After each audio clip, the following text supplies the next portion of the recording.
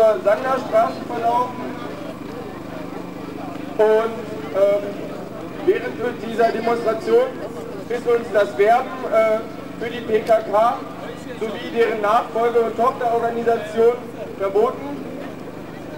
Außerdem haben wir die Auflage bekommen, dass pro 50 Versammlungsteilnehmern nur ein Bildnis von Abdullah Öcalan mitgeführt werden darf.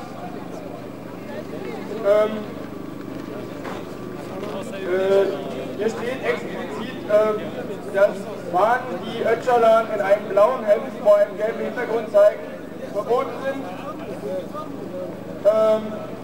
Außerdem ist uns das Verwenden von Fackeln verboten worden, sowie das Anzünden und Verbrennen von Gegenständen.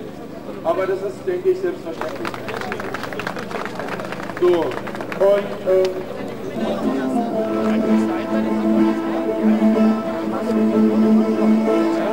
um gegen die Operationen der türkischen Armee zu protestieren. Unser Motto ist Free Kurdistan, stoppt den Krieg in Kurdistan. Wir begrüßen euch herzlich, auch im Namen des Kurdistan Solidaritätskomitees Berlin. Es ist Krieg in Kurdistan. Die türkische Regierung hat trotz aller Friedensbemühungen der kurdischen Bewegung auf Krieg beharrt und ihn eskalieren lassen. Täglich sterben Menschen, täglich schießt Artillerie auf Dörfer in Südkurdistan und viele Menschen befinden sich auf der Flucht. Erst gestern töteten türkische Bomber ein 11-jähriges Mädchen bei einem Angriff auf ein Dorf.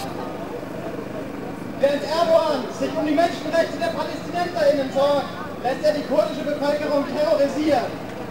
Wenn es nicht so bitter wäre, dann könnte man es für einen schlechten Witz halten, wenn Erdogan sagt,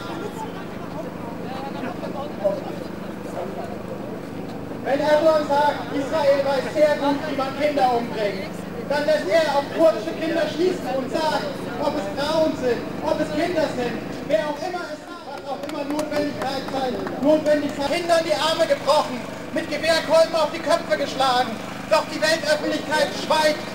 Erdogan spricht von Assimilation als Menschheitsverbrechen im Ausland, aber es werden immer noch kurdische Zeitungen zensiert, Journalistinnen inhaftiert, weil sie verbotene Buchstaben benutzen. Der Journalist Vedat Kurşun wurde allein wegen seiner Redaktionsarbeit für die kurdische Zeitung Azadiya Velat zu sage und schreibe 166 Gefängnis verurteilt.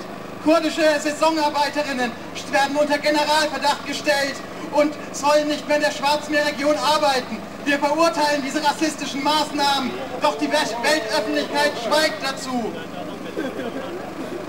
Auch hier in Berlin ist die deutsche Polizei wieder mit einem unverhältnismäßig großen Aufgebot aufmarschiert. Sie scheinen es auf Provokation abgesehen zu haben. Doch wir akzeptieren diese Rechnung nicht. Wir lassen uns von ihnen nicht provozieren und führen eine starke und kämpferische Demo durch.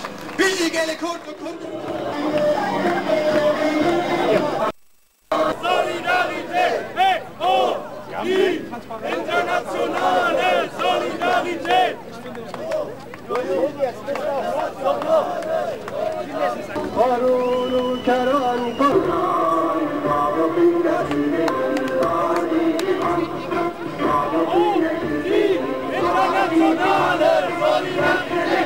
oh,